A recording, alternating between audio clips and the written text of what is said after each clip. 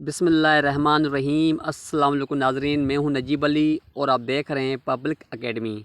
नाज़रीन, आज मैं आपको इस वीडियो में बताऊंगा कि अगर आप किसी भी एग्ज़ाम की तैयारी कर रहे हैं तो ये वीडियो आपके लिए है। तो मैं आपका ज़्यादा टाइम ज़ाया नहीं करता, तो चलिए हम अपने वीडियो की तरफ चलते हैं। तो मैंने सबसे पहले लिखा है सवाल नंबर 1 है। एक जमात में कुल 500 स्टूडेंट पढ़ते हैं और उनमें से 360 लड़के हैं। 360 लड़के हैं, तो लड़कियों की तादाद क्या फ़ीसद होगी? मैं दोबारा रिपीट करता हूँ।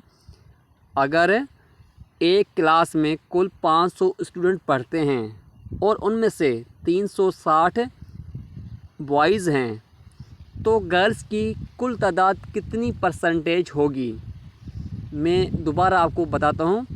एक जमात में कुल 500 तलबा पढ़ते हैं और उनमें से 360 लड़के हैं, तो लड़कियों की तादाद क्या फ़ीसद होगी?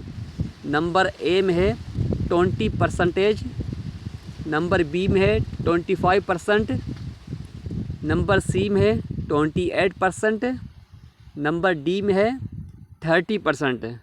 ये अभी आपने कमेंट सेक्शन में आपने खुद बताना है कि इसका ये आंसर होगा। मैं अगले पार्ट में आपको ये बताऊंगा कि लड़कियों की क्या परसेंटेज होगी। मैं अगले पार्ट में आपको ये ज़रूर बताऊंगा।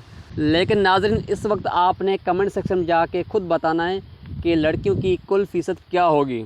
अगले वीडियो में मैं आपको ज़रूर बताऊंगा कि गर्ल्स की टोटल क्या परसेंटेज बनेगी, तो ये मैं आपको ज़रूर बताऊँगा। लेकिन इस वक्त मैं आपसे पूछ रहा हूँ कि लड़कियों की जो है परसेंटेज क्या बनेगी। लेकिन नाज़रीन, जाने से पहले मैं अभी आपको एक हिंट दे के चला जाता हूँ कि टोटल क्लास में कितने स्टूडेंट हैं? 500। उनमें से बॉयज़ कितने हैं? 360 है। यानी लड़कों की जो परसेंटेज है वो है 72। अब गर्ल्स की आपने खुद बताना है कमेंट सेक्शन में। मैंने अभी आपको लड़कों की परसेंट बता दी, 72 परसेंटेज बनती है, क्योंकि 500 में से 360 लड़के हैं, तो इनकी परसेंटेज बनेगी 72 परसेंटेज। मैं भी आपको हिंट दे रहा हूँ।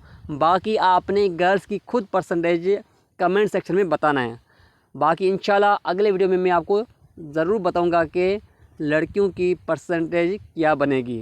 तो अगर आपको ये वीडियो अच्छा लगे तो आपने अपने दोस्तों के साथ ज़रूर शेयर करना। तब तक के लिए अल्लाह हाफ़िज़।